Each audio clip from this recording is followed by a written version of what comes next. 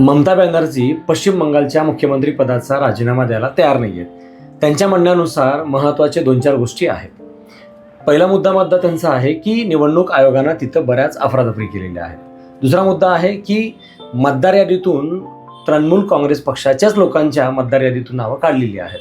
तिसरा मुद्दा आहे की सेंट्रल गव्हर्नमेंटनी पोलीस फोर्सचा बराच वापर करून तिथं बरेच फ्रॉड केलेले आहेत. त्यानंतर चौथा मुद्दा आहे की इथं अवैध पद्धतीने सरकारला दूर करण्याचा प्रयत्न केलेला आहे. पण हे झाले ममता बॅनर्जी यांचे मुद्दे.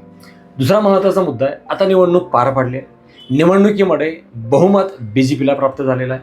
आता तिथं मुख्य जबाबदारी आहे राज्यपालाची. आपल्या देशात संघराज्यात्मक शासन पद्धती आहे आणि संघराज्य शासन पद्धतीनुसार केंद्रात राष्ट्रपती, राज्यात राज्यपाल हे तिथली जबाबदारी पार पाडतात. आता राज्यपालाकडं काय अधिकार आहे? पहिला अधिकार आहे, ज्या पक्षाला स्पष्ट बहुमत आहे त्यांना सरकार स्थापन करण्याला बोलवणे.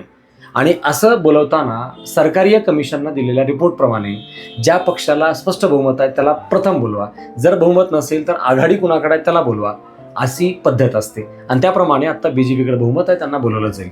ममता बॅनर्जी राजीनामा देतात की नाही देतात ह्याचं महत्त्व 0 आहे 7 मे नंतर.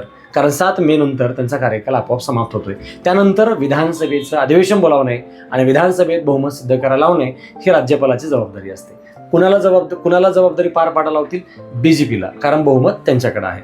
याप्रमाणे राज्यपाल तिथं या अंतर्गत म्हणजे आर्टिकल 164 अंतर्गत बहुमत सिद्ध करायला लावतील BJPला आणि विधानसभेच्या ऑन द फ्लोअर सभागृहामध्ये बहुमत सिद्ध करणं गरजेचं पडतं. अशा प्रकारे तिथं राज्यात बहुमत सिद्ध होईल आणि BJPचा मुख्यमंत्री बनेल आणि ममता बॅनर्जी राजीनामा देतात की नाही देतात याचं महत्त्व आपोआप 0 होईल, कारण 5 वर्षाचा कार्यकाल पूर्ण होतोय.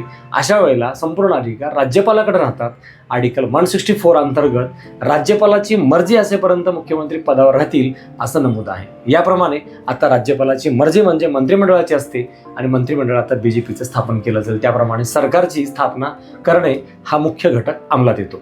भारतात संघराज्य पद्धती आहे, त्यामुळे संघाचे दिलेले आदेश आणि राज्याची स्वायत्तता या ठिकाणचा मुद्दा आहे. जसं की तमिळनाडूमध्ये बघितलं तर बहुमत स्पष्टपणे तिथं विजय यांना प्राप्त होत आहे, म्हणजे TVK पार्टीला होत आहे आणि तिथं त्यांच्याकडं बहुमत सिद्ध करण्यासाठी सुद्धा काही सीट कमी आहे, पण त्यांना इतर पक्षाचा पाठिंबा घेऊन सरकार स्थापन करता येईल.